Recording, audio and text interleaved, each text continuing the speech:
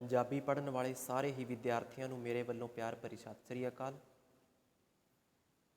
ਅੱਜ ਦੀ ਇਸ YouTube class ਦੇ ਵਿੱਚ ਜੋ ਆਪਾਂ ਪੜ੍ਹਨ ਜਾ ਰਹੇ ਹਾਂ ਉਹ ਰਾਜਸਥਾਨ ਅਜਮੇਰ ਬੋਰਡ ਦੇ ਵਿੱਚ ਜੋ 12th ਕਲਾਸ ਨੂੰ ਪੰਜਾਬੀ ਦੀ ਬੁੱਕ ਲੱਗਦੀ ਹੈ, ਪੰਜਾਬੀ ਕਾਵ ਧਾਰਾ ਭਾਗ ਦੂਜਾ, ਉਹਦੇ ਵਿੱਚ ਜੋ ਕਵਿਤਾਵਾਂ ਵਾਲਾ ਪਾਠ ਚੱਲ ਰਿਹਾ ਹੈ, ਆਪਾਂ ਉਹਦੇ ਵਿੱਚੋਂ ਇੱਕ ਕਵਿਤਾ ਦੀ ਵਿਆਖਿਆ ਕਰਾਂਗੇ, ਜਿਹਦੇ ਵਿੱਚੋਂ ਆਪਾਂ ਕੁਝ ਕਵਿਤਾਵਾਂ ਦੀ ਵਿਆਖਿਆ ਪਹਿਲਾਂ ਕਰ ਚੁੱਕੇ ਹਾਂ।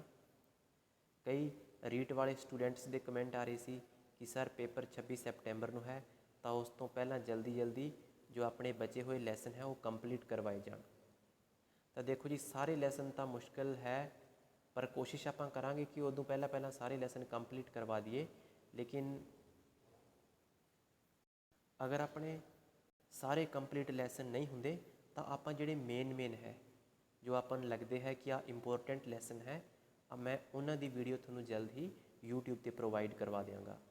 ਦੇਖੋ ਜੀ, ਵੈਸੇ ਤਾਂ ਪੂਰੀ ਬੁੱਕ ਹੀ ਇੰਪੋਰਟੈਂਟ ਹੈ, ਪ੍ਰਸ਼ਨ ਕਿਤੋਂ ਵੀ ਆ ਸਕਦਾ ਹੈ, ਫਿਰ ਵੀ ਆਪਣਾ ਇੱਕ ਆਈਡੀਆ ਹੁੰਦਾ ਹੈ, ਇੱਕ ਅਨੁਮਾਨ ਹੁੰਦਾ ਹੈ ਕਿ ਆਹ ਕਵਿਤਾ ਆਪਾਂ ਨੂੰ ਪੇਪਰ ਦੇ ਨਜ਼ਰੀਏ ਨਾਲ ਇੰਪੋਰਟੈਂਟ ਲੱਗਦੀ ਹੈ। ਤਾਂ ਠੀਕ ਹੈ ਜੀ, ਮੈਂ ਕੁਝ ਕਵਿਤਾਵਾਂ ਦੀ ਵਿਆਖਿਆ ਤੁਹਾਨੂੰ ਕਰਵਾਉਣ ਜਾ ਰਿਹਾ ਹਾਂ। ਜੋ ਆਪਾਂ ਅੱਜ ਪੜ੍ਹਦੇ ਹਾਂ ਇਸ ਕਲਾਸ ਦੇ ਵਿੱਚ ਉਹ ਆਪਣੀ 7ਵੀਂ ਕਵਿਤਾ ਹੈ, ਜਿਸ ਦੇ ਕਵੀ ਹੈ ਸਰਦਾਰ ਮੀਸਾ। ਠੀਕ ਹੈ ਜੀ, ਇਹਦੇ ਕਵੀ ਹੈ ਮੀਸਾ ਜੀ। ਤਾਂ ਮੈਂ 12th ਵਾਲੇ ਸਟੂਡੈਂਟ ਨੂੰ ਦੱਸ ਦਿਆਂ ਕਿ ਸਭ ਤੋਂ ਪਹਿਲਾਂ ਤਾਂ ਇਹ ਕਵੀ ਦਾ ਬਾਇਓਡਾਟਾ ਦਿੱਤਾ ਹੋਇਆ ਹੈ। ਇਹ ਤੁਹਾਡੇ ਲਈ ਬਹੁਤ ਇੰਪੋਰਟੈਂਟ ਹੈ, ਕਿਉਂਕਿ ਜਦੋਂ ਆਪਣੇ ਫਾਈਨਲ ਐਗਜ਼ਾਮ ਹੁੰਦੇ ਆ 12th ਕਲਾਸ ਦੇ, ਉਹਦੇ ਵਿੱਚ ਕਵੀ ਦਾ ਪਰਿਚੈ ਪੁੱਛਿਆ ਜਾਂਦਾ ਹੈ। ਤਾਂ ਇਸ ਲਈ ਤੁਸੀਂ ਇਸ ਨੂੰ ਧਿਆਨ ਨਾਲ ਪੜ੍ਹਨਾ ਹੈ ਕਿ ਕਵੀ ਦਾ ਜਨਮ ਕਦੋਂ ਹੋਇਆ, ਉਹਨੇ ਕਿਹੜੀਆਂ ਡਿਗਰੀਆਂ ਹਾਸਿਲ ਕੀਤੀਆਂ, ਕਿੱਥੋਂ ਸਿੱਖਿਆ ਗ੍ਰਹਿਣ ਕੀਤੀ, ਉਹਦੇ ਮਾਤਾ ਪਿਤਾ ਦਾ ਕੀ ਨਾਮ ਸੀ, ਉਹਦੀ ਕੁਝ ਜੋ ਪ੍ਰਸਿੱਧ ਕਵਿਤਾਵਾਂ ਹੈ ਉਹਨਾਂ ਦੇ ਬਾਰੇ ਤੁਸੀਂ ਇਸ ਕਵੀ ਦੇ ਬਾਇਓਡਾਟੇ ਦੇ ਵਿੱਚ ਉਸ ਨੂੰ ਨਿਗਾਹ ਵਿੱਚੋਂ ਕੱਢਣਾ ਹੈ, ਉਸ ਨੂੰ ਥੋੜ੍ਹਾ ਧਿਆਨ ਨਾਲ ਪੜ੍ਹਨਾ ਹੈ। ਤਾਂ ਇਸ ਦੇ ਵਿੱਚ ਜੋ ਸਰਦਾਰ ਮੀਸਾ ਜੀ ਦੀਆਂ ਕਵਿਤਾਵਾਂ ਹੈ, ਆਪਾਂ ਉਹਨਾਂ ਦੀ ਵਿਆਖਿਆ ਕਰਦੇ ਹਾਂ, ਔਰ ਵਿਆਖਿਆ ਦੇ ਜ਼ਰੀਏ ਆਪਾਂ ਸਮਝਾਂਗੇ ਕਿ ਉਹਨਾਂ ਦੇ ਜ਼ਰੀਏ ਕਵੀ ਆਪਾਂ ਨੂੰ ਕੀ ਕਹਿਣਾ ਚਾਹ ਰਿਹਾ ਹੈ। ਤਾਂ ਪਹਿਲੀ ਰਚਨਾ ਕਿਹੜੀ ਆ ਰਹੀ ਹੈ? ਧਰਤੀ ਦੇ ਬੋਲ। ਠੀਕ ਹੈ ਜੀ, ਸਰਦਾਰ ਮੀਸਾ ਦੀ ਇਹਦੇ ਵਿੱਚ ਜੋ ਪਹਿਲੀ ਰਚਨਾ ਹੈ ਉਹ ਹੈ ਧਰਤੀ ਦੇ ਬੋਲ। ਤਾਂ ਅੱਗੇ ਵਧਣ ਤੋਂ ਪਹਿਲਾਂ ਮੈਂ ਤੁਹਾਨੂੰ ਇੱਕ ਥੋੜ੍ਹਾ ਸਿੰਪਲੀ ਤਰੀਕੇ ਨਾਲ ਸਮਝਾ ਦਿਆਂ ਕਿ ਇਹਦੇ ਵਿੱਚ ਜੋ ਆਪਣੀ ਧਰਤੀ ਮਾਤਾ ਹੈ, ਇਹ ਇੱਕ ਰਸਤੇ 'ਤੇ ਚੱਲਣ ਵਾਲੇ ਮੁਸਾਫਿਰ ਨੂੰ ਕੁਝ ਕਹਿਣਾ ਚਾਹੁੰਦੀ ਹੈ। ਠੀਕ ਹੈ, ਉਹ ਕੀ ਕਹਿ ਰਹੀ ਹੈ? ਮੁਸਾਫਿਰ ਦੀਆਂ ਅਤੇ ਧਰਤੀ ਦੀਆਂ ਜੋ ਆਪਸ ਦੀਆਂ ਗੱਲਾਂ ਹੈ ਉਹ ਇਸ ਕਵਿਤਾ ਦੇ ਵਿੱਚ ਬਿਆਨ ਕੀਤੀਆਂ। ਠੀਕ ਹੈ ਜੀ, ਤਾਂ ਆਪਾਂ ਸਟਾਰਟ ਕਰਦੇ ਹਾਂ। ਇਹਦੇ ਵਿੱਚ ਕੀ ਲਿਖਿਆ ਹੈ? ਧਰਤੀ ਦੇ ਬੋਲ। ਧਰਤੀ ਦੇ ਬੋਲ ਦੋ ਪਲ ਕੋਲ ਖਲੋ ਵੇਰਾਈਆ, ਦੋ ਪਲ ਹੋਰ ਖਲੋ। ਠੀਕ ਹੈ ਜੀ, ਕੀ ਲਿਖਿਆ? ਧਰਤੀ ਦੇ ਬੋਲ ਦੋ ਪਲ ਕੋਲ ਖਲੋ ਵੇਰਾਈਆ, ਦੋ ਪਲ ਹੋਰ ਖਲੋ। ਤਾਂ ਧਰਤੀ ਦਾ ਭਾਵ ਹੈ ਜ਼ਮੀਨ। ਠੀਕ ਹੈ ਜੀ, ਧਰਤੀ ਤੋਂ ਭਾਵ ਕੀ ਹੈ? ਜ਼ਮੀਨ। ਫਿਰ ਇੱਕ ਸ਼ਬਦ ਆਇਆ ਹੈ ਦੋ ਪਲ। ਦੋ ਪਲ ਦਾ ਮਤਲਬ ਹੁੰਦਾ 2 ਮਿੰਟ ਜਾਂ ਥੋੜ੍ਹੀ ਕੁ ਦੇਰ। ਕੋਲ ਦਾ ਮਤਲਬ ਹੈ ਨੇੜੇ। ਖਲੋ ਦਾ ਮਤਲਬ ਹੈ ਖੜ੍ਹ ਜਾ ਜਾਂ ਰੁਕ ਜਾ। ਫਿਰ ਹੈ ਰਾਹੀਆ ਸ਼ਬਦ ਦਾ ਮਤਲਬ ਹੁੰਦਾ ਹੈ ਮੁਸਾਫਿਰ, ਜੋ ਰਾਹ ਦੇ ਵਿੱਚ ਸਫ਼ਰ ਕਰਨ ਵਾਲਾ ਜਾਂ ਚੱਲਣ ਵਾਲਾ। ਇਹਦੇ ਵਿੱਚ ਜੋ ਧਰਤੀ ਮਾਤਾ ਹੈ ਉਹ ਆਵਾਜ਼ ਦਿੰਦੀ ਹੋਈ ਇੱਕ ਮੁਸਾਫਿਰ ਉਹਦੇ ਕੋਲੋਂ ਲੰਘ ਰਿਹਾ ਹੈ ਜਾਂ ਉਹਦੇ ਉੱਤੋਂ ਲੰਘ ਰਿਹਾ ਹੈ, ਉਸ ਮੁਸਾਫਿਰ ਨੂੰ ਰੋਕਦੀ ਹੈ ਔਰ ਉਸ ਨੂੰ ਕਹਿੰਦੀ ਹੈ ਕਿ ਹੇ ਰਸਤੇ 'ਤੇ ਜਾਣ ਵਾਲੇ ਮੁਸਾਫਿਰ, ਤੂੰ ਥੋੜ੍ਹੀ ਕੁ ਦੇਰ ਤਾਂ ਮੇਰੇ ਕੋਲ ਰੁਕ ਜਾ, ਮੇਰੇ ਕੋਲ ਖੜ੍ਹ ਕੇ ਤੂੰ ਸਾਹ ਲੈ ਲਾ, ਕਿਉਂਕਿ ਤੂੰ ਜ਼ਿੰਦਗੀ ਦੇ ਕੰਮਾਂ ਕਾਰਾਂ ਦੇ ਵਿੱਚ ਉਲਝਿਆ ਹੋਇਆ ਹੈ।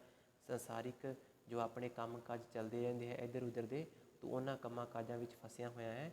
ਤੂੰ 2 ਪਲ ਮੇਰੇ ਕੋਲ ਖੜੋ, ਥੋੜ੍ਹੀ ਕੁ ਦੇਰ ਮੇਰੇ ਕੋਲ ਰੁਕ ਔਰ ਤੂੰ ਸਾਹ ਲੈ ਲਾ। ਠੀਕ ਹੈ ਜੀ, ਉਸ ਤੋਂ ਅੱਗੇ ਕੀ ਕਹਿੰਦੀ ਹੈ ਧਰਤੀ ਮਾਤਾ?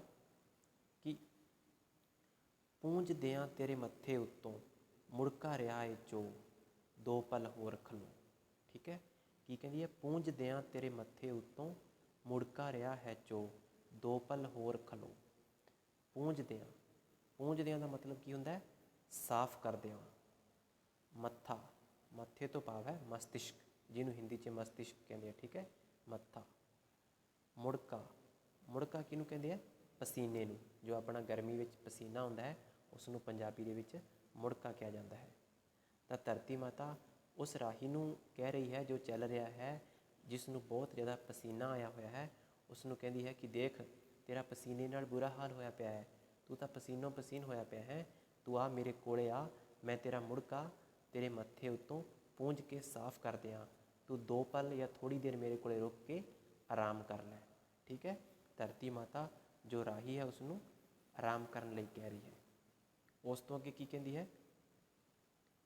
ਦੱਸ ਖਾਂ ਬੀਬਾ ਕਾਹਦੀ ਜਲਦੀ, ਖਿੱਚ ਹੈ ਤੈਨੂੰ ਕਿਸ ਮੰਜ਼ਿਲ ਦੀ, ਕਿਸ ਵਾਅਦੇ ਤੋਂ ਡਰਦਾ ਏ ਤੂੰ, ਦੇਰ ਨਾ ਜਾਵੇ ਹੋ 2 ਪਲ ਹੋਰ ਖਲੋ। ਠੀਕ ਹੈ, ਦੱਸ ਖਾਂ ਬੀਬਾ ਕਾਹਦੀ ਜਲਦੀ। ਇਹਦੇ ਵਿੱਚ ਇੱਕ ਸ਼ਬਦ ਆਇਆ ਹੈ ਬੀਬਾ। ਬੀਬਾ ਦਾ ਮਤਲਬ ਕੀ ਹੁੰਦਾ ਹੈ ਕਿ ਹੇ ਪਿਆਰੇ ਮੁਸਾਫਿਰ।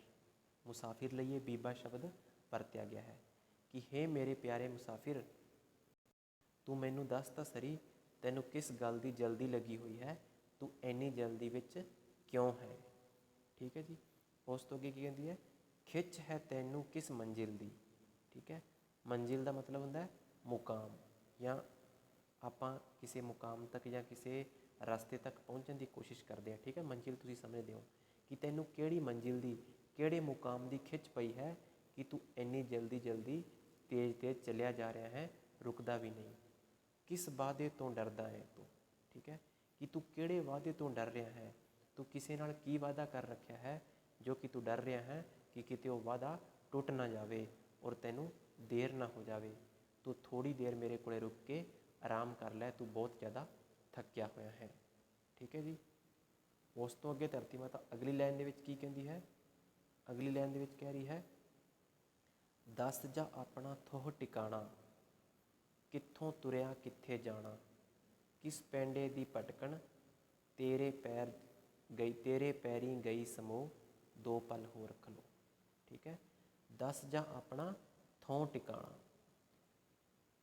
ਥੋਂ ਦਾ ਮਤਲਬ ਹੁੰਦਾ ਹੈ ਕਿ ਤੂੰ ਕਿੱਥੋਂ ਦਾ ਰਹਿਣ ਵਾਲਾ ਹੈ, ਤੇਰਾ ਜਿੱਥੇ ਤੂੰ ਰਹਿਣਾ ਹੈ ਉੱਥੋਂ ਦਾ ਪੱਕਾ ਪਤਾ ਮੈਨੂੰ ਦੱਸ ਦੇ। ਧਰਤੀ ਮਾਤਾ ਮੁਸਾਫਿਰ ਨੂੰ ਕਹਿ ਰਹੀ ਹੈ ਕਿ ਤੂੰ ਕਿੱਥੋਂ ਦਾ ਰਹਿਣ ਵਾਲਾ ਹੈ, ਜਿੱਥੇ ਤੂੰ ਰਹਿਣਾ ਹੈ ਮੈਨੂੰ ਉਸ ਜਗ੍ਹਾ ਦਾ ਪਤਾ, ਥਾਂ ਟਿਕਾਣਾ ਦੱਸ। ਕਿੱਥੋਂ ਤੁਰਿਆ, ਤੁਰਿਆ ਦਾ ਮਤਲਬ ਹੁੰਦਾ ਚੱਲਿਆ, ਕਿ ਤੂੰ ਕਿੱਥੋਂ ਚੱਲਿਆ ਹੈ ਔਰ ਤੂੰ ਅੱਗੇ ਕਿੱਥੇ ਜਾਣਾ ਹੈ, ਇਸ ਗੱਲ ਦੀ ਤੂੰ ਮੈਨੂੰ ਜਾਣਕਾਰੀ ਦੇ। ਕਿਸ ਪੈਂਡੇ ਦੀ ਭਟਕਣ।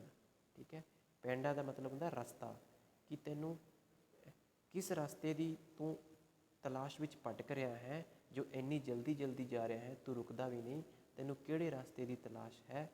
ਤੇਰੇ ਪੈਰੀਂ ਗਈ ਸਮੋ। ਸਮੋ ਦਾ ਮਤਲਬ ਹੈ ਰਚ ਗਈ, ਪੈਰੀਂ ਦਾ ਮਤਲਬ ਪੈਰਾਂ ਵਿੱਚ, ਕਿ ਕਿਹੜੇ ਰਸਤੇ ਦੀ ਤਲਾਸ਼ ਤੇਰੇ ਪੈਰਾਂ ਦੇ ਵਿੱਚ ਰਚ ਗਈ ਹੈ ਜੋ ਤੂੰ ਰੁਕਣ ਦਾ ਨਾਮ ਹੀ ਨਹੀਂ ਲੈ ਰਿਹਾ ਔਰ ਜਲਦੀ ਜਲਦੀ ਭੱਜਿਆ ਜਾ ਰਿਹਾ ਹੈ। ਤੂੰ 2 ਪਲ ਮੇਰੇ ਕੋਲੇ ਰੁਕ ਕੇ ਆਰਾਮ ਤਾਂ ਕਰ ਲੈ। ਉਸ ਤੋਂ ਅਗਲੇ ਪੈਰੇ ਵਿੱਚ ਕੀ ਕਹਿੰਦੀ ਹੈ? ਅਗਲੇ ਪੈਰੇ ਵਿੱਚ ਧਰਤੀ ਮਾਤਾ ਕਹਿ ਰਹੀ ਹੈ, ਤੱਕ ਲੈ ਮਹਿਕਦੀਆਂ ਗੁਲਜ਼ਾਰਾਂ, ਮਾਣ ਲੈ ਕੁਝ ਚਿਰ ਮੌਜ ਬਹਾਰਾਂ, ਜਾਂਦਾ ਪੱਲੇ ਬੰਨ੍ਹ ਲੈ ਜਾਵੀਂ ਫੁੱਲਾਂ ਦੀ ਖੁਸ਼ਬੂ, ਪੂੰਝਦਿਆਂ ਤੇਰੇ ਮੱਥੇ ਉੱਤੋਂ ਮੁੜਕਾ ਰਿਹਾ ਹੈ ਜੋ। ਠੀਕ ਹੈ, ਤੱਕ ਲੈ ਦਾ ਮਤਲਬ ਕਿ ਦੇਖ ਲੈ ਜਾਂ ਮਾਣ ਲੈ, ਉਹਨਾਂ ਦਾ ਆਨੰਦ ਲੈ ਲਾ। ਮਹਿਕਦੀਆਂ ਦਾ ਮਤਲਬ ਖੁਸ਼ੀ ਵਿੱਚ ਮਹਿਕ ਰਹੀਆਂ, ਗੁਲਜ਼ਾਰਾਂ ਦਾ ਮਤਲਬ ਆਨੰਦ, ਕਿ ਹੇ ਮੁਸਾਫਿਰ, ਤੂੰ ਜ਼ਿੰਦਗੀ ਦੇ ਇੱਧਰ ਉੱਧਰ ਦੇ ਕੰਮਾਂ ਵਿੱਚ ਬਹੁਤ ਜ਼ਿਆਦਾ ਭਟਕਿਆ ਪਿਆ ਹੈ, ਤੂੰ ਇਹਨਾਂ ਤੋਂ ਥੋੜ੍ਹੀ ਜਿਹੀ ਦੇਰ ਇਹਨਾਂ ਨੂੰ ਤਿਆਗ ਕੇ ਤੂੰ ਆਰਾਮ ਕਰ ਲੈ ਔਰ ਆਪਣੇ ਆਸੇ ਪਾਸੇ ਜੋ ਮਹਿਕਦੀਆਂ ਖੁਸ਼ਬੂ ਭਰੀਆਂ ਗੁਲਜ਼ਾਰਾਂ ਹੈ, ਤੂੰ ਉਹਨਾਂ ਦਾ ਆਨੰਦ ਲੈ, ਅਰਥਾਤ ਤੂੰ ਆਪਣੀ ਜ਼ਿੰਦਗੀ ਦਾ ਆਨੰਦ ਲੈ। ਮਾਣ ਲੈ ਕੁਝ ਚਿਰ ਮੌਜ ਬਹਾਰਾਂ। ਕੁਝ ਚਿਰ ਦਾ ਮਤਲਬ ਹੁੰਦਾ ਥੋੜ੍ਹੀ ਦੇਰ, ਮੌਜ ਬਹਾਰਾਂ ਦਾ ਮਤਲਬ ਮੌਜ ਮਸਤੀਆਂ, ਕਿ ਤੂੰ ਥੋੜ੍ਹੀ ਦੇਰ ਜਿਹੜੀਆਂ ਤੇਰੇ ਆਸੇ ਪਾਸੇ ਜੋ ਇੰਨਾ ਚੰਗਾ ਵਾਤਾਵਰਣ ਹੈ, ਜੋ ਆਸੇ ਪਾਸੇ ਤੇਰੇ ਮੌਜ ਬਹਾਰਾਂ, ਖੁਸ਼ੀਆਂ, ਰੌਣਕਾਂ ਲੱਗੀਆਂ ਹੋਈਆਂ ਹੈ, ਤੂੰ ਇਹਨਾਂ ਦਾ ਆਨੰਦ ਮੰਨ, ਕਿਉਂਕਿ ਜਿਹੜੀ ਇਹ ਜ਼ਿੰਦਗੀ ਹੁੰਦੀ ਹੈ ਇਹ ਆਪਾਂ ਨੂੰ ਵਾਰ-ਵਾਰ ਨਹੀਂ ਮਿਲਦੀ। ਇਸ ਕਰਕੇ ਤੇਰੇ ਦੂਜੇ ਕੰਮ ਤਾਂ ਫਿਰ ਵੀ ਹੋ ਜਾਣਗੇ, ਪਹਿਲਾਂ ਤੂੰ ਆਪਣੀ ਜ਼ਿੰਦਗੀ ਵਿੱਚ ਜੋ ਆਸੇ ਪਾਸੇ ਮੌਜ ਬਹਾਰਾਂ ਹੈ ਇਹਨਾਂ ਦਾ ਆਨੰਦ ਲੈ, ਆਪਣੇ ਦਿਲ ਨੂੰ ਤੂੰ ਤਸੱਲੀ ਦੇ ਜਾਂ ਆਪਣੇ ਮਨ ਨੂੰ ਤੂੰ ਸ਼ਾਂਤੀ ਦੇ। ਜਾਂਦਾ ਪੱਲੇ ਬੰਨ੍ਹ ਲੈ ਜਾਵੀਂ ਫੁੱਲਾਂ ਦੀ ਖੁਸ਼ਬੂ। ਉਸ ਤੋਂ ਅੱਗੇ ਕੀ ਕਹਿੰਦੀ ਹੈ? ਜਾਂਦਾ ਪੱਲੇ ਬੰਨ੍ਹ ਲੈ ਜਾਵੀਂ ਫੁੱਲਾਂ ਦੀ ਖੁਸ਼ਬੂ। ਪੱਲੇ ਦਾ ਮਤਲਬ ਆਪਣੇ ਨਾਲ, ਕਿ ਤੂੰ ਜਾਣ ਲੱਗਿਆ ਇਹ ਜਿੰਨੀ ਵੀ ਫੁੱਲਾਂ ਦੀ ਖੁਸ਼ਬੂ ਹੈ ਇਸ ਨੂੰ ਆਪਣੇ ਨਾਲ ਬੰਨ੍ਹ ਲੈ ਜਾਵੀਂ। ਤੂੰ ਕੁਝ ਦੇਰ ਮੇਰੇ ਕੋਲ ਰੁਕ, ਮੈਂ ਤੇਰੇ ਮੱਥੇ ਉੱਤੇ ਜੋ ਪਸੀਨਾ ਵਗ ਰਿਹਾ ਹੈ ਉਸ ਨੂੰ ਪੂੰਝ ਦਿਆਂ, ਔਰ ਤੂੰ ਥੋੜ੍ਹੀ ਦੇਰ ਮੇਰੇ ਕੋਲ ਰੁਕ ਕੇ ਆਰਾਮ ਕਰ ਲੈ। ਮੁੜਕਾ ਰਿਹਾ ਹੈ ਜੋ 2 ਪਲ ਹੋਰ ਖਲੋ, ਕਿ ਤੇਰੇ ਮੱਥੇ 'ਤੇ ਬਹੁਤ ਜ਼ਿਆਦਾ ਪਸੀਨਾ ਆਇਆ ਹੋਇਆ ਹੈ, ਮੈਂ ਇਸ ਨੂੰ ਪੂੰਝਾਂ, ਸਾਫ਼ ਕਰ ਦਿਆਂ, ਤੂੰ 2 ਪਲ ਮੇਰੇ ਕੋਲ ਰੁਕ ਕੇ ਆਰਾਮ ਕਰ। ਠੀਕ ਹੈ ਜੀ। ਤਾਂ ਆਹ ਸੀ ਆਪਣੇ ਮੀਸਾ ਜੀ ਦੀ ਧਰਤੀ ਦੇ ਬੋਲ ਕਵਿਤਾ। ਤਾਂ ਇਹਦੇ ਵਿੱਚ ਕੁੱਲ ਮਿਲਾ ਕੇ ਮੈਂ ਤੁਹਾਨੂੰ ਦੱਸ ਦਿਆਂ, ਕਵੀ ਨੇ ਇੱਕ ਉਦਾਹਰਣ ਦਿੱਤਾ ਹੈ ਜੋ ਆਪਣੇ ਸਮਾਜ ਦੇ ਵਿੱਚ ਜੋ ਲੋਕ ਆਪਣੇ ਕੰਮਾਂ ਕਾਜਾਂ ਦੇ ਵਿੱਚ ਬਹੁਤ ਜ਼ਿਆਦਾ ਵਿਅਸਤ ਰਹਿੰਦੇ ਹੈ, ਉਹਨਾਂ ਨੂੰ ਇੱਧਰ ਉੱਧਰ ਦੀ ਕੋਈ ਫਿਕਰ ਜਾਂ ਉਹ ਆਪਣੀ ਜ਼ਿੰਦਗੀ ਦਾ ਉਹਨਾਂ ਨੂੰ ਕੋਈ ਧਿਆਨ ਹੀ ਨਹੀਂ ਰਹਿੰਦਾ ਕਿ ਉਹਨਾਂ ਦੀ ਜ਼ਿੰਦਗੀ ਬੀਤਦੀ ਜਾ ਰਹੀ ਹੈ, ਲੰਘਦਾ ਜਾ ਰਿਹਾ ਸਮਾਂ। ਤਾਂ ਉਹ ਧਰਤੀ ਦੇ ਜ਼ਰੀਏ ਉਹਨਾਂ ਨੂੰ ਇੱਕ ਸੰਦੇਸ਼ ਦੇਣਾ ਚਾਹੁੰਦਾ ਹੈ। ਧਰਤੀ ਮਾਤਾ ਉਹਨਾਂ ਨੂੰ ਕਹਿ ਰਹੀ ਹੈ ਕਿ ਦੇਖੋ ਜਿਹੜਾ ਇਹ ਸਮਾਂ ਹੈ ਇਹ ਲੰਘਦਾ ਜਾ ਰਿਹਾ ਹੈ, ਜੋ ਆਪਣੇ ਕੰਮ ਕਾਜ ਹੈ ਇਹ ਤਾਂ ਹੌਲੀ ਹੌਲੀ ਚੱਲਦੇ ਹੀ ਰਹਿਣਗੇ, ਹੌਲੀ ਹੌਲੀ ਹੋ ਜਾਣਗੇ, ਲੇਕਿਨ ਤੁਸੀਂ ਜਿਹੜਾ ਇਹ ਸਮਾਂ ਹੈ ਇਹ ਮੁੜ ਕੇ ਵਾਪਿਸ ਨਹੀਂ ਆਉਣਾ। ਤੁਸੀਂ ਥੋੜ੍ਹੀ ਦੇਰ ਰੁਕ ਕੇ ਆਰਾਮ ਕਰੋ, ਆਪਣੇ ਆਸੇ ਪਾਸੇ ਹੋਣ ਵਾਲੀਆਂ ਖੁਸ਼ੀਆਂ, ਰੌਣਕਾਂ, ਬਹਾਰਾਂ ਦਾ ਆਨੰਦ ਲਓ, ਔਰ ਇਹਨਾਂ ਦਾ ਆਨੰਦ ਲੈਂਦੇ ਹੋਏ ਨਾਲ ਨਾਲ ਦੂਜੇ ਕੰਮ ਵੀ ਕਰਦੇ ਜਾਓ। ਇਹ ਨਹੀਂ ਕਿ ਤੁਸੀਂ ਕੰਮਾਂ ਕਾਜਾਂ ਦੀ ਤਲਾਸ਼ ਵਿੱਚ ਆਪਣੇ ਆਸ-ਪਾਸ ਦਾ ਜੋ ਆਨੰਦ ਹੈ, ਜੋ ਆਪਾਂ ਨੂੰ ਇਹ ਜੀਵਨ ਮਿਲਿਆ ਹੈ, ਇਸ ਨੂੰ ਤੁਸੀਂ ਜੀਣਾ ਭੁੱਲ ਜਾਓ, ਬਲਕਿ ਕੰਮਾਂ ਕਾਜਾਂ ਦੇ ਨਾਲ ਨਾਲ ਆਪਣੀ ਜ਼ਿੰਦਗੀ ਦਾ ਵੀ ਆਨੰਦ ਲਓ। ਠੀਕ ਹੈ ਜੀ। ਤਾਂ ਇਹ ਸੀ ਧਰਤੀ ਦੇ ਬੋਲ ਕਵਿਤਾ। ਉਸ ਤੋਂ ਅੱਗੇ ਜੋ ਅਗਲੀ ਕਵਿਤਾ ਹੈ ਉਹ ਹੈ ਦੁਸ਼ਮਣੀ ਦੀ ਦਾਸਤਾਨ। ਅੱਗੇ ਵਧਣ ਤੋਂ ਪਹਿਲਾਂ ਮੈਂ ਤੁਹਾਨੂੰ ਇਸ ਦੇ ਨਾਮ ਦੇ ਬਾਰੇ ਦੱਸ ਦਿਆਂ। ਕਵਿਤਾ ਦਾ ਨਾਮ ਕੀ ਹੈ? ਦੁਸ਼ਮਣੀ ਦੀ ਦਾਸਤਾਨ। ਦੁਸ਼ਮਣੀ ਪਤਾ ਹੀ ਹੈ ਤੁਹਾਨੂੰ ਸਾਰਿਆਂ ਨੂੰ। ਦਾਸਤਾਨ ਦਾ ਮਤਲਬ ਹੁੰਦਾ ਹੈ ਇੱਕ ਕਹਾਣੀ, ਯਾਨੀ ਕਿ ਇੱਕ ਦੁਸ਼ਮਣੀ ਦੀ ਕਹਾਣੀ ਹੈ। ਕਿਹੜੀ ਦੁਸ਼ਮਣੀ ਦੀ ਕਹਾਣੀ ਹੈ? ਇਹਦੇ ਵਿੱਚ ਕਵੀ ਮੀਸਾ ਨੇ ਹਿੰਦੁਸਤਾਨ ਔਰ ਪਾਕਿਸਤਾਨ ਦੇ ਵਿੱਚ ਜੋ ਆਪਸੀ ਦੁਸ਼ਮਣੀ ਚੱਲ ਰਹੀ ਹੈ ਉਸ ਦੁਸ਼ਮਣੀ ਦਾ ਵਰਣਨ ਕੀਤਾ ਹੋਇਆ। ਠੀਕ ਹੈ ਜੀ। ਆਪਾਂ ਇਸ ਕਵਿਤਾ ਦੀ ਵਿਆਖਿਆ ਦੇ ਦੌਰਾਨ ਵੇਖਦੇ ਹਾਂ ਕਿ ਇਸ ਕਵਿਤਾ ਦੇ ਜ਼ਰੀਏ ਕਵੀ ਕਿਸ ਪ੍ਰਕਾਰ ਦੀ ਦੁਸ਼ਮਣੀ ਦਾ ਜ਼ਿਕਰ ਕਰਦਾ ਹੈ ਔਰ ਕੀ ਕਹਿਣਾ ਚਾਹੁੰਦਾ ਹੈ। ਕਵੀ ਕੀ ਕਹਿੰਦਾ ਹੈ? ਕਵੀ ਕਹਿੰਦਾ ਹੈ, ਗੱਲ ਤਾਂ ਨਿੱਕੀ ਜਿਹੀ ਹੈ, ਮੈਂ ਹੀ ਭਾਵਕ ਹੋ ਗਿਆ ਹਾਂ, ਕਾਬਲੀ ਅੰਗੂਰ ਲੰਘ ਕੇ ਆ ਗਿਆ ਹੈ ਵਾਗਿਓ। ਠੀਕ ਹੈ। ਗੱਲ ਤਾਂ ਨਿੱਕੀ ਜਿਹੀ ਹੈ, ਮੈਂ ਹੀ ਭਾਵਕ ਹੋ ਗਿਆ ਹਾਂ, ਕਾਬਲੀ ਅੰਗੂਰ ਲੰਘ ਕੇ ਆ ਗਿਆ ਹੈ ਵਾਗਿਓ। ਗੱਲ ਦਾ ਮਤਲਬ ਤੁਸੀਂ ਸਾਰੇ ਸਮਝਦੇ ਹੋ। ਨਿੱਕੀ ਜਿਹੀ ਭਾਵ ਛੋਟੀ ਜਿਹੀ ਹੈ। ਕਵੀ ਕਹਿੰਦਾ ਹੈ ਕਿ ਇਹ ਬਿਲਕੁਲ ਛੋਟੀ ਜਿਹੀ ਗੱਲ ਹੈ ਕਿ ਹਿੰਦੁਸਤਾਨ ਔਰ ਪਾਕਿਸਤਾਨ ਜੋ ਆਪਸ ਦੇ ਵਿੱਚ ਲੜ ਰਹੇ ਹੈ, ਇਹਨਾਂ ਦੀ ਲੜਾਈ ਦੀ ਜੋ ਗੱਲ ਹੈ ਉਹ ਬਿਲਕੁਲ ਛੋਟੀ ਜਿਹੀ ਹੈ। ਇਹ ਸਭ ਕੁਝ ਦੇਖ ਕੇ ਮੈਂ ਭਾਵੁਕ ਹੋ ਗਿਆ ਹਾਂ। ਭਾਵੁਕ ਦਾ ਮਤਲਬ ਉਦਾਸ ਹੋ ਗਿਆ ਹਾਂ ਕਿ ਹਿੰਦੁਸਤਾਨ ਔਰ ਪਾਕਿਸਤਾਨ ਨੂੰ ਮੈਂ ਆਪਸ ਦੇ ਵਿੱਚ ਲੜਦਿਆਂ ਵੇਖ ਕੇ ਮੈਂ ਬਹੁਤ ਜ਼ਿਆਦਾ ਉਦਾਸ ਹੋ ਗਿਆ ਹਾਂ। ਉਸ ਤੋਂ ਅੱਗੇ ਲਿਖਿਆ ਕਾਬਲੀ ਅੰਗੂਰ। ਕਾਬਲੀ ਅੰਗੂਰ ਦਾ ਮਤਲਬ ਹੈ ਕਾਬੁਲ ਦੇ ਅੰਗੂਰ, ਲੇਕਿਨ ਇੱਥੇ ਜੋ ਇਹ ਸ਼ਬਦ ਵਰਤਿਆ ਗਿਆ ਹੈ ਇਹ ਪਾਕਿਸਤਾਨੀ ਲੋਕਾਂ ਲਈ ਵਰਤਿਆ ਗਿਆ ਹੈ। ਠੀਕ ਹੈ ਜੀ। ਇੱਥੇ ਇਹ ਸ਼ਬਦ ਕਿਹਦੇ ਲਈ ਵਰਤਿਆ ਗਿਆ ਹੈ? ਪਾਕਿਸਤਾਨੀ ਲੋਕਾਂ ਲਈ ਵਰਤਿਆ ਗਿਆ ਹੈ। ਕਾਬਲੀ ਅੰਗੂਰ ਲੰਘ ਕੇ ਆ ਗਏ ਹੈ ਵਾਗਿਓ।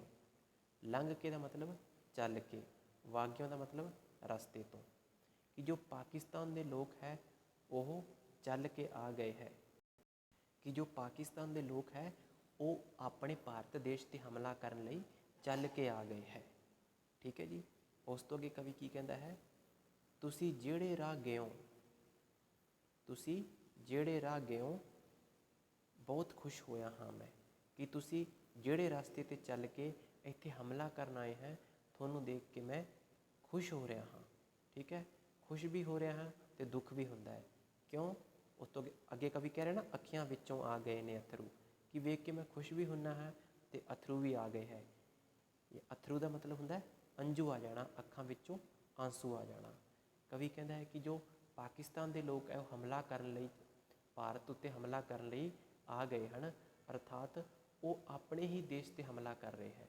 ਕਿਉਂਕਿ ਭਾਰਤ ਅਤੇ ਪਾਕਿਸਤਾਨ ਦੇਖਿਆ ਜਾਵੇ ਤਾਂ ਇੱਕ ਹੀ ਦੇਸ਼ ਹੈ। ਕੀ ਹੋਇਆ ਜੇ ਕੁਛ ਸਿਆਸੀ ਲੋਕਾਂ ਦੀ ਰਾਜਨੀਤੀ ਕਰਕੇ ਇਹ 2 ਟੁਕੜਿਆਂ 'ਚ ਵੰਡਿਆ ਗਿਆ, ਲੇਕਿਨ ਦਰਅਸਲ ਇਹ ਇੱਕੋ ਹੀ ਦੇਸ਼ ਹੈ।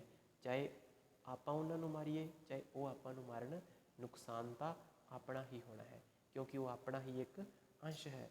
ਕਵੀ ਕਹਿੰਦਾ ਇਹ ਸਭ ਕੁਝ ਦੇਖ ਕੇ ਮੇਰੀਆਂ ਅੱਖਾਂ ਵਿੱਚੋਂ ਅਥਰੂ ਆ ਗਏ ਹੈ, ਮੇਰੀਆਂ ਅੱਖਾਂ ਵਿੱਚੋਂ ਹੰਝੂ ਆ ਗਏ ਹੈ।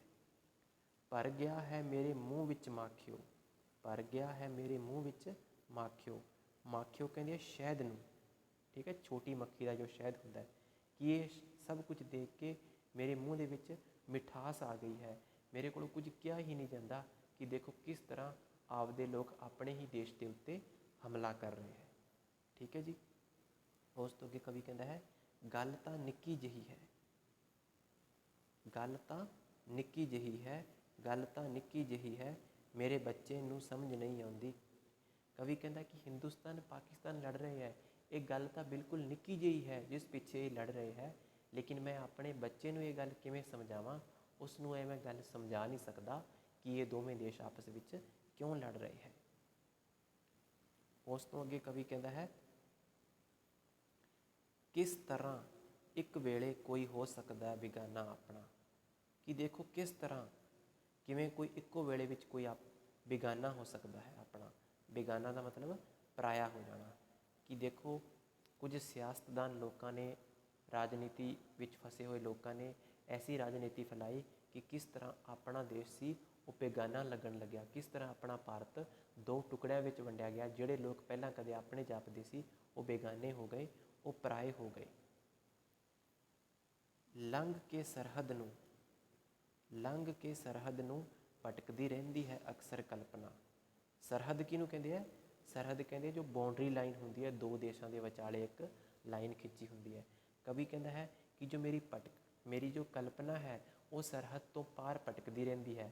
ਭਾਵ ਕਵੀ ਭਾਰਤ ਵਿੱਚ ਰਹਿੰਦਾ ਹੋਇਆ ਵੀ ਹਿੰਦੁਸਤਾਨ ਵਿੱਚ ਰਹਿੰਦਾ ਹੋਇਆ ਵੀ ਪਾਕਿਸਤਾਨ ਦੇ ਖਿਆਲਾਂ ਵਿੱਚ ਖੋਇਆ ਰਹਿੰਦਾ ਹੈ। ਉਹਨੂੰ ਉੱਧਰੋਂ ਦੀ ਯਾਦ ਸਤਾਉਂਦੀ ਰਹਿੰਦੀ ਹੈ, ਕਿਉਂਕਿ ਉਹ ਵੀ ਉਸਦਾ ਆਪਣਾ ਹੀ ਦੇਸ਼ ਹੈ।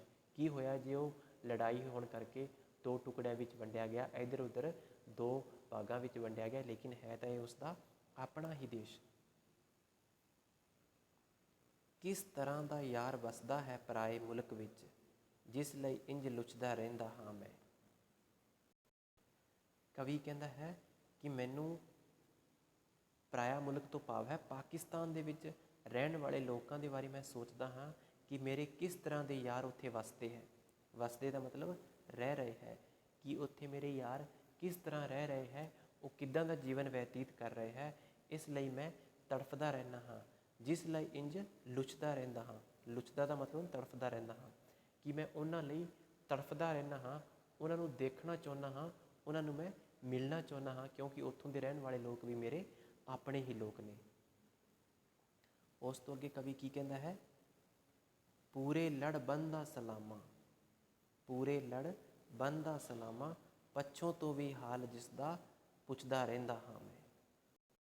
ਪੂਰੇ ਲੜ ਬੰਦਾ ਸਲਾਮਾਂ, ਦੇਖੋ ਪੂਰੇ ਤੋਂ ਭਾਵ ਹੈ ਪੂਰਬੀ, ਯਾਨੀ ਕਿ ਜਿਹੜਾ ਆਪਣਾ ਪੰਜਾਬ ਹੈ, ਆਪਣਾ ਜੋ ਦੇਸ਼ ਹੈ ਇਹ ਪੂਰਬੀ ਸਾਈਡ ਰਹਿ ਗਿਆ, ਪੂਰਬੀ ਪੰਜਾਬ ਹੋ ਗਿਆ ਆਪਣੇ ਵਾਲਾ ਪੰਜਾਬ, ਔਰ ਜੋ ਪਾਕਿਸਤਾਨ 'ਚ ਪੰਜਾਬ ਚਲਿਆ ਗਿਆ ਉਹ ਪੱਛਮੀ ਪੰਜਾਬ ਹੋ ਗਿਆ। ਠੀਕ ਹੈ। ਪੂਰਬ ਤੋਂ ਜੋ ਚੱਲਣ ਵਾਲੀ ਹਵਾ ਹੈ ਪੂਰਵਾਈ, ਜੋ ਪਾਕਿਸਤਾਨ ਵੱਲ ਜਾਂਦੀ ਹੈ, ਕਿ ਕਵੀ ਕਹਿੰਦਾ ਹੈ ਮੈਂ ਉਹਦੇ ਲੜ ਬੰਨ੍ਹ ਕੇ ਸਲਾਮਾਂ ਭੇਜਦਾ ਹਾਂ। ਠੀਕ ਹੈ, ਕਿ ਮੈਂ ਉਹਦੇ ਹੱਥੀਂ ਸਲਾਮਾਂ ਭੇਜਦਾ ਹਾਂ ਕਿ ਉੱਥੇ ਜਾ ਕੇ ਮੇਰੇ ਯਾਰਾਂ ਦੋਸਤਾਂ ਨੂੰ ਮੇਰੀ ਸਲਾਮ ਮਿਲੇ। ਪੱਛੋਂ ਤੋਂ ਵੀ ਹਾਲ ਜਿਸਦਾ ਪੁੱਛਦਾ ਰਹਿੰਦਾ ਹਾਂ। ਪੱਛੋਂ ਕਿਹਨੂੰ ਕਹਿੰਦੇ ਆ? ਜੋ ਪੱਛਮੀ ਹਵਾ ਹੁੰਦੀ ਹੈ ਪਾਕਿਸਤਾਨ ਦੀ ਤਰਫੋਂ ਚੱਲਣ ਵਾਲੀ ਔਰ ਆਪਣੀ ਤਰਫ ਆਉਣ ਵਾਲੀ ਜੋ ਹਵਾ ਹੈ ਉਸ ਨੂੰ ਪੱਛੋਂ ਕਿਹਾ ਜਾਂਦਾ ਹੈ। ਕਿ ਜਿਹੜੀ ਉਹ ਪੱਛੋਂ ਹਵਾ ਉੱਥੋਂ ਚੱਲ ਕੇ ਆਉਂਦੀ ਹੈ, ਮੈਂ ਉਸ ਤੋਂ ਵੀ ਹਾਲ ਪੁੱਛਦਾ ਹਾਂ, ਉੱਥੇ ਰਹਿਣ ਵਾਲੇ ਮੇਰੇ ਯਾਰਾਂ ਦਾ ਹਾਲ ਪੁੱਛਦਾ ਹਾਂ। ਦੇਖੋ ਇਹਨਾਂ ਦੋਵਾਂ ਲੈਣਾਂ ਦਾ ਮੈਂ ਅਰਥ ਦੁਬਾਰਾ ਤੋਂ ਦੱਸ ਦਿਆਂ। ਪੂਰੇ ਲੜ ਬੰਦਾ ਸਲਾਮਾਂ, ਕਿ ਮੈਂ ਜੋ ਆਪਣੇ ਦੇਸ਼ 'ਚੋਂ ਜੋ ਹਵਾ ਚੱਲ ਕੇ ਉੱਧਰ ਜਾਂਦੀ ਹੈ ਪੂਰਬੀ ਹਵਾ, ਉਹਦੇ ਲੜ ਮੈਂ ਸਲਾਮ ਬੰਨ੍ਹ ਕੇ ਉਹਨਾਂ ਲਈ ਭੇਜਦਾ ਹਾਂ।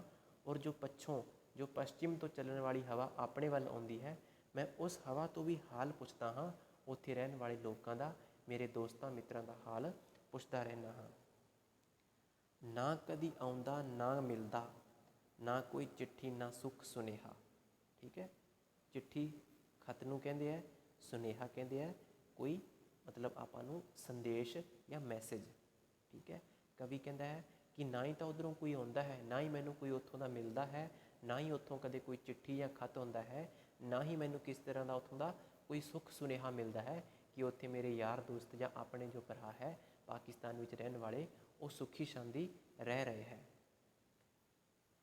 ਉਸ ਤੋਂ ਅੱਗੇ ਕੀ ਲਿਖਿਆ ਹੈ? ਦੱਸਦਾ ਨਾ ਹਾਲ ਦਿਲ ਦਾ, ਦੱਸਦਾ ਨਾ ਹਾਲ ਦਿਲ ਦਾ, ਕਿ ਕੋਈ ਮੈਨੂੰ ਆਪਣੇ ਦਿਲ ਦਾ ਹਾਲ ਨਹੀਂ ਦੱਸਦਾ ਉੱਥੋਂ ਆ ਕੇ, ਗੱਲ ਤਾਂ ਨਿੱਕੀ ਜਿਹੀ ਹੈ, ਮੇਰੇ ਬੱਚੇ ਨੂੰ ਸਮਝ ਨਹੀਂ ਆਉਂਦੀ, ਗੱਲ ਤਾਂ ਨਿੱਕੀ ਜਿਹੀ ਹੈ। ਕਿ ਮੇਰੇ ਬੱਚੇ ਨੂੰ ਇਹ ਸਮਝ ਨਹੀਂ ਆਉਂਦੀ, ਗੱਲ ਤਾਂ ਬਿਲਕੁਲ ਨਿੱਕੀ ਜਿਹੀ ਹੈ, ਲੇਕਿਨ ਮੈਂ ਆਪਣੇ ਬੱਚੇ ਨੂੰ ਇਹ ਗੱਲ ਕਿਵੇਂ ਸਮਝਾਵਾਂ ਕਿ ਹਿੰਦੁਸਤਾਨ ਔਰ ਪਾਕਿਸਤਾਨ ਕਿਉਂ ਲੜ ਰਹੇ ਹੈ। ਸਮਝ ਨਹੀਂ ਆਉਂਦੀ ਸਿਆਸਤਦਾਨ ਨੂੰ, ਦੇਸ਼ ਭਗਤੀ ਵਿੱਚ ਵਿਘਨ ਪੈਦਾ ਕਿਵੇਂ। ਠੀਕ ਹੈ, ਸਿਆਸਤਦਾਨ ਹੁੰਦਾ ਹੈ ਜੋ ਸਿਆਸੀ ਲੋਕ ਹੈ, ਰਾਜਨੇਤਾ ਲੀਡਰ ਲੋਕ ਹੈ, ਜੋ ਦੇਸ਼ ਵਿੱਚ ਭ੍ਰਸ਼ਟ ਫੈਲਾ ਰਹੇ, ਲੋਕਾਂ ਨੂੰ ਆਪਸ ਦੇ ਵਿੱਚ ਲੜਾ ਰਹੇ ਹੈ। ਕਿ ਉਹਨਾਂ ਸਿਆਸਤਦਾਨ ਲੋਕਾਂ ਨੂੰ ਸਮਝ ਨਹੀਂ ਆ ਰਹੀ ਕਿ ਉਹਨਾਂ ਨੇ ਕਿਸ ਤਰ੍ਹਾਂ ਦੇਸ਼ ਭਗਤੀ ਵਿੱਚ ਵਿਘਨ ਪੈਦਾ ਕਰ ਦਿੱਤਾ ਹੈ। ਵਿਘਨ ਤੋਂ ਭਾਵ ਹੁੰਦਾ ਰੁਕਾਵਟ ਪੈਦਾ ਕਰ ਦਿੱਤੀ ਹੈ। ਕਿਸ ਤਰ੍ਹਾਂ ਇੱਕ ਦੇਸ਼ ਨੂੰ ਦੋ ਟੁਕੜਿਆਂ ਦੇ ਵਿੱਚ ਵੰਡ ਦਿੱਤਾ ਹੈ ਔਰ ਲੋਕਾਂ ਨੂੰ, ਦੋਨਾਂ ਦੇਸ਼ਾਂ ਦੇ ਲੋਕਾਂ ਨੂੰ ਆਪਸ ਵਿੱਚ ਲੜਵਾ ਰਹੇ ਹੈ। ਉਸ ਤੋਂ ਕੀ ਹੈ, ਆਪ ਆਪਣੇ ਜਜ਼ਬਿਆਂ ਤੋਂ ਝਿਜਕਦਾ ਸੰਗਦਾ ਸਾਂ ਮੈਂ।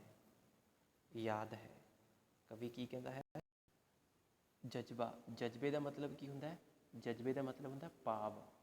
ਝਿਜਕਦਾ ਦਾ ਮਤਲਬ ਕਿ ਮੈਂ ਉਹਨਾਂ ਤੋਂ ਡਰ ਰਿਹਾ ਹਾਂ। ਸੰਗਦਾ ਦਾ ਮਤਲਬ ਸ਼ਰਮਾ ਰਿਹਾ ਹਾਂ, ਸੰਗਦਾ ਯਾਨੀ ਕਿ ਸ਼ਰਮਾ ਰਿਹਾ ਹਾਂ। ਕਵੀ ਕਹਿੰਦਾ ਮੈਂ ਆਪਣੇ ਭਾਵਾਂ ਤੋਂ, ਆਪਣੇ ਵਿਚਾਰਾਂ ਤੋਂ ਡਰ ਰਿਹਾ ਹਾਂ ਔਰ ਸ਼ਰਮਾ ਰਿਹਾ ਹਾਂ। ਕਵੀ ਆਪਣੇ ਭਾਵਾਂ ਨੂੰ ਯਾਦ ਕਰਦਾ ਹੋਇਆ ਕਹਿੰਦਾ ਹੈ ਕਿ ਮੈਂ ਆਪਣੇ ਭਾਵਾਂ ਤੋਂ, ਆਪਣੇ ਵਿਚਾਰਾਂ ਤੋਂ ਝਿਜਕ ਰਿਹਾ ਹਾਂ, ਅਰਥਾਤ ਡਰ ਰਿਹਾ ਹਾਂ ਔਰ ਮੈਂ ਸ਼ਰਮਾ ਰਿਹਾ ਹਾਂ। ਕਵੀ ਕਹਿੰਦਾ ਮੈਨੂੰ ਅੱਜ ਵੀ ਯਾਦ ਹੈ, ਚਾਨਣ ਵਿਗੁੱਚੀ ਘੁੱਪ ਹਨੇਰੀ ਰਾਤ ਵਿੱਚ। ਚਾਨਣ ਵਿਗੁੱਚੀ, ਚਾਨਣ ਕਹਿੰਦੇ ਆ ਰੋਸ਼ਨੀ, ਵਿਗੁੱਚੀ ਦਾ ਮਤਲਬ ਬਿਨਾਂ ਰੋਸ਼ਨੀ ਤੋਂ, ਬਿਨਾਂ ਚਾਨਣ ਤੋਂ। ਘੁੱਪ ਹਨੇਰੀ ਦਾ ਮਤਲਬ ਹੁੰਦਾ ਹੈ ਬਹੁਤ ਜ਼ਿਆਦਾ ਕਾਲੀ ਰਾਤ। ਕਿ ਮੈਨੂੰ ਅੱਜ ਵੀ ਯਾਦ ਹੈ, ਬਿਨਾਂ ਚਾਨਣ ਤੋਂ ਜੋ ਹਨੇਰੀ ਕਾਲੀ ਰਾਤ ਵਿੱਚ ਕਿਸ ਤਰ੍ਹਾਂ ਦੇਸ਼ ਮੇਰੇ ਦੇ ਲੜਾਕੂ ਸੂਰਮੇ, ਕਿ ਮੇਰੇ ਦੇਸ਼ ਦੇ ਜੋ ਲੜਾਕੂ ਸੂਰਮੇ ਸੀ, ਲੜਾਕੂ ਦਾ ਮਤਲਬ ਲੜਨ ਵਾਲੇ, ਸੂਰਮੇ ਦਾ ਮਤਲਬ ਬਹਾਦਰ, ਕਿ ਜੋ ਮੇਰੇ ਦੇਸ਼ ਦੇ ਲੜਾਕੂ ਸੂਰਮੇ ਸੀ ਉਹ ਕਿਸ ਤਰ੍ਹਾਂ, ਜਦੋਂ ਹਿੰਦੁਸਤਾਨ ਅਤੇ ਪਾਕਿਸਤਾਨ ਅਲੱਗ ਹੋਇਆ ਸੀ ਨਾ, ਉਸ ਟਾਈਮ ਜੋ ਦੰਗੇ ਫਸਾਦ ਹੋਏ ਸੀ, ਲੋਕ ਇੱਕ ਦੂਜੇ ਨੂੰ ਮਾਰ ਕੱਟ ਰਹੇ ਸੀ, ਚਾਰੇ ਪਾਸੇ ਅਫਰਾ ਤਫਰੀ ਮਚੀ ਹੋਈ ਸੀ, ਖੂਨ ਖਰਾਬਾ ਹੋ ਰਿਹਾ ਸੀ। ਉਸ ਵੇਲੇ ਦੀ ਖਤਰਨਾਕ ਰਾਤ ਦਾ ਵਰਣਨ ਕਰਦਾ ਹੋਇਆ ਕਵੀ ਕਹਿ ਰਿਹਾ ਹੈ ਕਿ ਅੱਜ ਵੀ ਮੈਨੂੰ ਯਾਦ ਹੈ ਉਹ ਹਨੇਰੀ ਰਾਤ, ਕਿ ਕਿਸ ਤਰ੍ਹਾਂ ਮੇਰੇ ਦੇਸ਼ ਦੇ ਲੜਾਕੂ ਸੂਰਮੇ ਅੱਗੇ ਵਧ ਰਹੇ ਸੀ।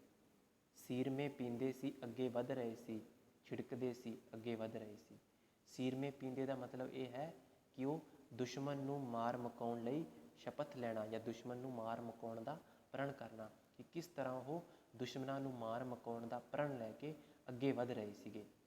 ਉਹਨਾਂ ਦੀ ਸੁਰਗਮਤੀ ਨੂੰ ਸਿਰ ਚੁੱਕਦਾ, ਉਹਨਾਂ ਦੀ ਸੁਰਗਮਤੀ, ਸੁਰਗਮਤੀ ਦਾ ਮਤਲਬ ਹੁੰਦਾ ਬਹਾਦਰੀ।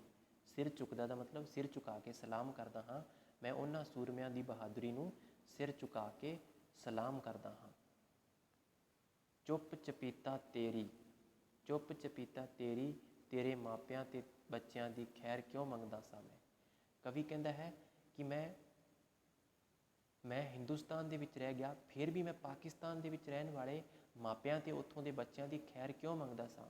ਖੈਰ ਦਾ ਮਤਲਬ ਹੁੰਦਾ ਸੁੱਖ ਸ਼ਾਂਤੀ, ਕਿ ਮੈਂ ਉਹਨਾਂ ਦੀ ਸੁੱਖ ਸ਼ਾਂਤੀ ਦੀ ਦੁਆ ਕਿਉਂ ਕਰਦਾ ਸਾਂ, ਯਾਦ ਕਰਕੇ ਅੱਲਾ ਨੂੰ, ਭਗਵਾਨ ਨੂੰ, ਕਿ ਮੈਂ ਰੱਬ ਨੂੰ, ਅੱਲਾ ਦਾ ਮਤਲਬ ਹੁੰਦਾ ਹੈ ਮੁਸਲਮਾਨ ਧਰਮ ਦੇ ਵਿੱਚ ਰੱਬ ਨੂੰ ਅੱਲਾ ਕਿਹਾ ਜਾਂਦਾ ਹੈ, ਕਿ ਮੈਂ ਉਸ ਅੱਲਾ ਨੂੰ, ਪਰਮਾਤਮਾ ਨੂੰ ਯਾਦ ਕਰਕੇ ਤੇਰੇ ਮਾਪਿਆਂ ਤੇ ਬੱਚਿਆਂ ਦੀ ਖੈਰ ਕਿਉਂ ਮੰਗਦਾ ਸਾਂ, ਕਿ ਉਹਨਾਂ ਦੀ ਪਰਮਾਤਮਾ ਰਕਸ਼ਾ ਕਰੇ, ਕਿਉਂਕਿ ਤੁਸੀਂ ਵੀ ਮੇਰੇ ਆਪਣੇ ਹੀ ਹੋ, ਮੇਰੇ ਦੇਸ਼ ਦਾ ਹੀ ਇੱਕ ਟੁਕੜਾ ਹੋ, ਤੁਸੀਂ ਹੀ ਮੇਰੇ ਭਰਾ, ਦੋਸਤ, ਮਿੱਤਰ ਹੋ।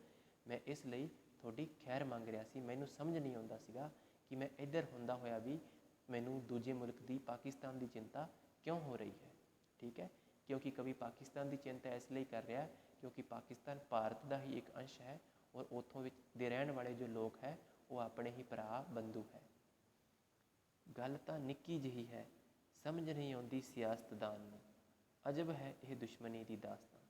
ਕਿ ਇਹ ਗੱਲ ਤਾਂ ਬਿਲਕੁਲ ਨਿੱਕੀ ਜਿਹੀ ਹੈ, ਫਿਰ ਇਹ ਸਿਆਸਤਦਾਨ, ਸਿਆਸਤਦਾਨ ਤੋਂ ਭਾਵ ਰਾਜਨੇਤਾ, ਜੋ ਲੀਡਰ ਲੋਕ ਹੈ, ਇਹ ਨੇਤਾ ਲੋਕਾਂ ਨੂੰ, ਲੀਡਰ ਲੋਕਾਂ ਨੂੰ ਇਹ ਗੱਲ ਸਮਝ ਕਿਉਂ ਨਹੀਂ ਆ ਰਹੀ, ਉਹ ਕਿਉਂ ਆਪਸ ਵਿੱਚ ਲੜਾ ਰਹੇ ਹੈ, ਉਹ ਕਿਉਂ ਆਪਾਂ ਨੂੰ ਇੱਕ ਨਹੀਂ ਹੋਣ ਦਿੰਦੇ। ਅਜਬ ਹੈ ਇਹ ਦੁਸ਼ਮਣੀ ਦੀ ਦਾਸਤਾਨ, ਅਜਬ ਦਾ ਮਤਲਬ ਅਨੋਖੀ, ਦਾਸਤਾਨ ਦਾ ਮਤਲਬ ਕਹਾਣੀ, ਕਿ ਇਹ ਦੁਸ਼ਮਣੀ ਦੀ ਕਹਾਣੀ ਬਹੁਤ ਅਨੋਖੀ ਹੈ, ਕੁਝ ਸਮਝ ਹੀ ਨਹੀਂ ਆ ਰਿਹਾ, ਇਸ ਨੂੰ ਵੇਖ ਕੇ ਕੁਝ ਸਮਝ ਨਹੀਂ ਆਉਂਦਾ। ਗੈਰ ਨੂੰ ਦਸੀਏ ਤਾਂ ਹੋ ਜਾਏ ਹੈਰਾਨ, ਗੈਰ ਨੂੰ ਦਸੀਏ ਤਾਂ ਹੋ ਜਾਏ ਹੈਰਾਨ। ਗੈਰ ਦਾ ਮਤਲਬ ਕੋਈ ਬੇਗਾਨਾ, ਜਾਂ ਕਿਸੇ ਬੇਗਾਨੇ ਨੂੰ ਜਾਂ ਕਿਸੇ ਗੈਰ ਨੂੰ ਆਪਾਂ ਇਹ ਕਹਾਣੀ ਦਸੀਏ ਕਿ ਅਸੀਂ ਇਸ ਕਰਕੇ ਆਪਸ ਦੇ ਵਿੱਚ ਅਸੀਂ ਕਿਸ ਤਰ੍ਹਾਂ ਲੜ ਰਹੇ ਹਾਂ, ਅਸੀਂ ਦੋਨੇ ਦੇਸ਼ ਭਰਾ ਹਾਂ, ਫਿਰ ਵੀ ਆਪਸ ਦੇ ਵਿੱਚ ਲੜ ਰਹੇ ਹਾਂ, ਤਾਂ ਇਹ ਦੇਖ ਕੇ ਗੈਰ ਬੰਦਾ ਹੈਰਾਨ ਹੋ ਜਾਊਗਾ। ਮੇਰੀਆਂ ਫੌਜਾਂ ਦੇ ਅੱਗੇ ਤੇਰੀਆਂ ਫੌਜਾਂ ਨੇ ਜਦ ਹਥਿਆਰ ਸੁੱਟੇ। ਕਵੀ ਕੀ ਕਹਿੰਦਾ ਹੈ ਕਿ ਮੇਰੀਆਂ ਫੌਜਾਂ ਦੇ ਅੱਗੇ ਤੇਰੀਆਂ ਫੌਜਾਂ ਨੇ ਜਦ ਹਥਿਆਰ ਛੁੱਟੇ। ਮੇਰੀਆਂ ਫੌਜਾਂ ਤੋਂ ਭਾਵ ਹੈ ਕਿ ਹਿੰਦੁਸਤਾਨ ਦੀ ਫੌਜ ਜਾਂ ਆਪਣੇ ਭਾਰਤ ਦੀ ਫੌਜ।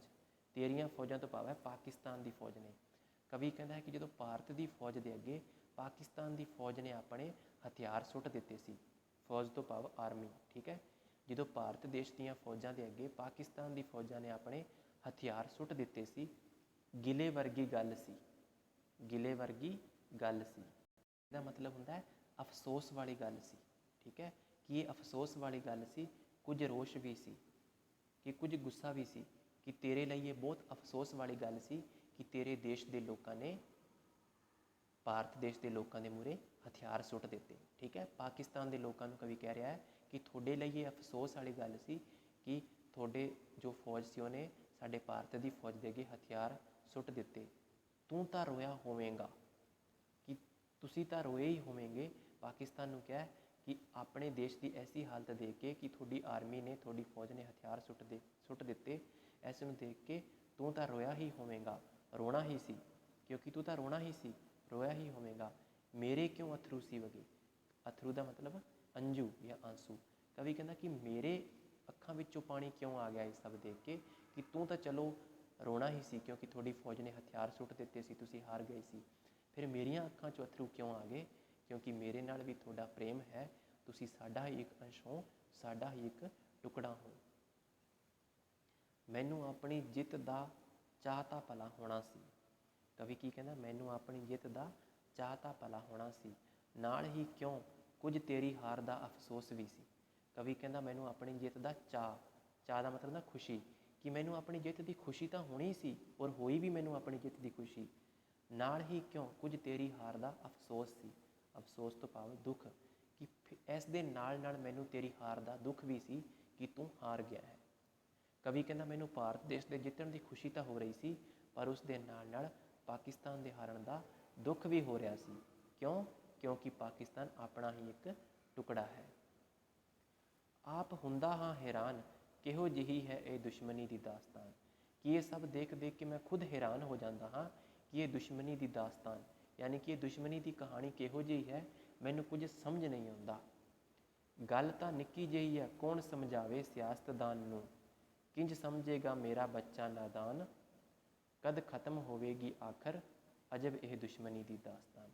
ਕਵੀ ਕਹਿੰਦਾ ਕਿ ਬੇਸ਼ੱਕ ਇਹ ਗੱਲ ਨਿੱਕੀ ਜਿਹੀ ਹੈ, ਪਰ ਇਹ ਸਿਆਸਤਦਾਨ, ਲੀਡਰ ਲੋਕਾਂ ਨੂੰ ਜਾ ਕੇ ਕੌਣ ਸਮਝਾਵੇ, ਔਰ ਮੇਰਾ ਨਾਦਾਨ ਬੱਚਾ ਇਸ ਗੱਲ ਨੂੰ ਕਿਵੇਂ ਸਮਝੇਗਾ ਕਿ ਇਹ ਜੋ ਪਾਕਿਸਤਾਨ ਔਰ ਹਿੰਦੁਸਤਾਨ ਦੀ ਜੋ ਦੁਸ਼ਮਣੀ ਦੀ ਕਹਾਣੀ ਹੈ ਜਾਂ ਇਹ ਦੁਸ਼ਮਣੀ ਹੈ, ਇਹ ਕਦੋਂ ਖਤਮ ਹੋਊਗੀ, ਕਦੋਂ ਦੋਵੇਂ ਦੇਸ਼ ਆਪਸ ਵਿੱਚ ਦੋਸਤੀ ਵਾਲਾ ਵਿਹਾਰ ਵਰਤਣਗੇ, ਇੱਕ ਦੂਜੇ ਨਾਲ ਮਿਲ ਜੁਲ ਕੇ ਰਹਿਣਗੇ। ਠੀਕ ਹੈ ਜੀ। ਤਾਂ ਜੋ ਇਹ ਕਵਿਤਾ ਸੀ ਦੁਸ਼ਮਣੀ ਦੀ ਦਾਸਤਾਨ, ਇਹ ਕਵੀ ਨੇ ਪਾਕਿਸਤਾਨ ਅਤੇ ਹਿੰਦੁਸਤਾਨ ਦੀ ਜੋ ਆਪਸ ਵਿੱਚ ਲੜਾਈ ਝਗੜਾ ਚੱਲਦਾ ਰਹਿੰਦਾ ਹੈ, ਉਸ ਨੂੰ ਲੈ ਕੇ ਲਿਖੀ ਹੋਈ ਸੀ ਕਿ ਜੋ ਪਾਕਿਸਤਾਨ ਹੈ ਉਹ ਆਪਣਾ ਹੀ ਇੱਕ ਅੰਸ਼ ਹੈ, ਆਪਣਾ ਹੀ ਇੱਕ ਟੁਕੜਾ ਹੈ। ਜਦੋਂ ਉਸ 'ਤੇ ਦੁੱਖ ਆਉਂਦਾ ਹੈ ਤਾਂ ਕਵੀ ਨੂੰ ਉਸ ਦੇ ਦੁੱਖ ਨੂੰ ਵੀ ਦੇਖ ਕੇ ਕਵੀ ਦੁੱਖ ਮਹਿਸੂਸ ਕਰਦਾ ਹੈ। ਉਹ ਦੇਖਦਾ ਹੈ ਕਿ ਪਾਕਿਸਤਾਨ ਦੇ ਵਿੱਚ ਰਹਿਣ ਵਾਲੇ ਲੋਕ, ਉੱਥੋਂ ਦਾ ਜੋ ਹਿਸਾਬ ਕਿਤਾਬ ਹੈ ਉਹ ਸੇਮ ਆਪਣਾ ਹੀ ਇੱਕ ਅੰਸ਼ ਹੈ, ਆਪਣਾ ਹੀ ਇੱਕ ਟੁਕੜਾ ਹੈ। ਅਗਰ ਉਹਨਾਂ ਦਾ ਨੁਕਸਾਨ ਹੁੰਦਾ ਹੈ, ਸਮਝ ਲਓ ਆਪਣਾ ਵੀ ਨੁਕਸਾਨ ਹੋ ਰਿਹਾ ਹੈ, ਕਿਉਂਕਿ ਪਾਕਿਸਤਾਨ ਨੂੰ ਭਾਰਤ ਦਾ ਹੀ ਉਹ ਛੋਟਾ ਭਰਾ ਜਾਂ ਇੱਕ ਅੰਸ਼ ਮੰਨ ਰਿਹਾ ਹੈ ਕਵੀ। ਤਾਂ ਕਵੀ ਭਾਰਤ ਔਰ ਪਾਕਿਸਤਾਨ ਦੀ ਜੋ ਦੁਸ਼ਮਣੀ ਹੈ ਉਸ ਨੂੰ ਖਤਮ ਕਰਨਾ ਚਾਹੁੰਦਾ ਹੈ। ਉਹ ਚਾਹੁੰਦਾ ਹੈ ਕਿ ਜੋ ਰਾਜਨੇਤਾ ਲੋਕ ਹੈ ਇਹ ਆਪਸ ਵਿੱਚ ਲੋਕਾਂ ਨੂੰ ਨਾ ਭੜਕਾਉਣ, ਆਪਸ ਵਿੱਚ ਨਾ ਲੜਾਉਣ, ਬਲਕਿ ਇਸ ਦੁਸ਼ਮਣੀ ਦੀ ਦਾਸਤਾਨ ਨੂੰ ਭੁਲਾ ਕੇ ਆਪਸ ਵਿੱਚ ਮਿਲ ਜੁਲ ਕੇ ਰਹਿਣ। ਠੀਕ ਹੈ ਜੀ। ਤਾਂ ਅੱਗੇ ਹੈ ਇਸ ਦੇ ਪ੍ਰਸ਼ਨ ਉੱਤਰ। ਪ੍ਰਸ਼ਨ ਉੱਤਰ ਦੇ ਵਿੱਚ ਕੀ ਹੈ? ਜਿਵੇਂ ਪਹਿਲਾ ਹੈ, ਹੇਠ ਲਿਖੇ ਕਾਵਿ-ਬੰਧਾਂ ਦੀ ਪ੍ਰਸੰਗ ਸਹਿਤ ਵਿਆਖਿਆ ਕਰੋ। ਠੀਕ ਹੈ। ਤਾਂ ਤੁਹਾਨੂੰ ਮੈਂ ਪ੍ਰਸੰਗ ਪਹਿਲਾਂ ਹੀ ਦੱਸਿਆ ਸੀਗਾ ਕਿ ਪਹਿਲਾਂ ਪ੍ਰਸੰਗ ਲਿਖ ਕੇ ਫਿਰ ਕੀ ਲਿਖੋਗੇ?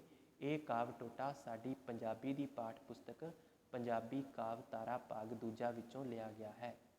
ਇਸ ਕਵਿਤਾ ਦਾ ਨਾਮ ਧਰਤੀ ਦੇ ਬੋਲ ਹੈ। ਠੀਕ ਹੈ। ਇਹ ਪੈਰਾ ਧਰਤੀ ਦੇ ਬੋਲ ਵਿੱਚੋਂ ਹੈ।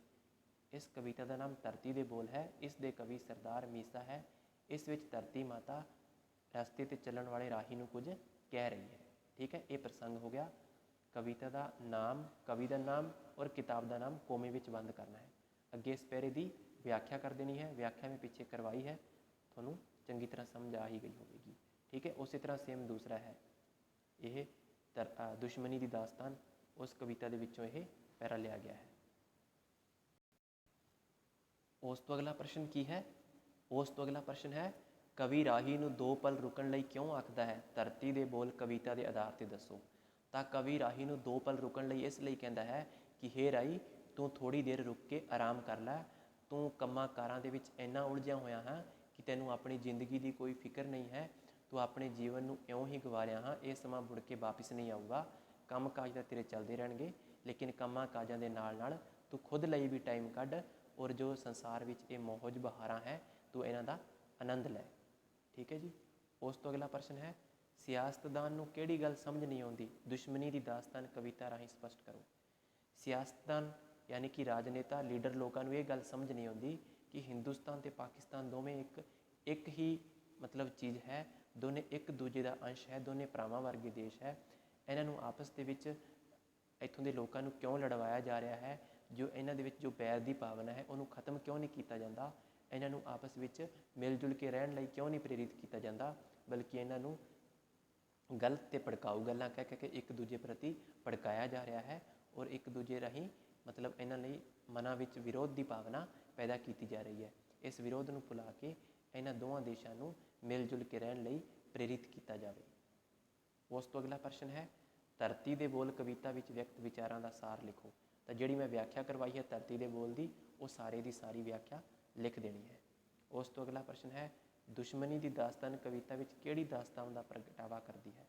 तो सारी कविता उहदी व्याख्या ही तुसीं लिख दिओ कि दुश्मनी की दास्तान कविता हिंदुस्तान और जो पाकिस्तान की जो आपस में लड़ाई चलती रहती है उन्हों की दास्तान प्रगट करती हुई कहती है कि किस तरह इत्थों के लोग आपस में लड़ रहे हैं और एक दूजे को नुकसान पहुँचा रहे हैं, बल्कि ये दोवें देश इक्को ही अंश के हैं, दोवें देश भरा है, और इन्हों का दोवां देशों का अगर एक दूजे ने नुकसान पहुँचा रहे हैं तो आपका ही नुकसान होता है। किस तरह कवि नूं आपदे देश में रहिंदे हुए उत्थों के लोगों की फिक्र है, उत्थों की सुख शांति के बारे कवि पूछना चाहता है। तो जिहड़ी मैं व्याख्या करवाई है वो सारी की सारी व्याख्या इसका उत्तर है। उम्मीद करदा कि तुहानूं ये क्लास चंगी लगी होगी। जिहड़ी अपनी दूसरी कविता सी दुश्मनी की दास्तान, ये थोड़ी जी हार्ड सी, इहदी लैंगुएज थोड़ी जी टफ सी, फिर भी मैं आपदे वल्लों पूरी कोशिश की है समझाउण दी, और तुहानूं ये समझ भी आई होगी। फिर भी अगर मेरे बोलण च या दस्सण विच या किसी शब्द की व्याख्या करन च कोई गलती हो गई होवे तो मैं तुहाडे सारिਆਂ ਤੋਂ माफ़ी मंगदा हाँ। कमेंट्स राही अपनी राय जरूर देना। क्लास चंगी लगी होवे तो इसनूं अगे लाइक शेयर और मेरे चैनल नूं सबसक्राइब जरूर करना। अगली क्लास की वीडियो आपां जल्द ही अपलोड करांगे। उदों तक लई धन्नवाद।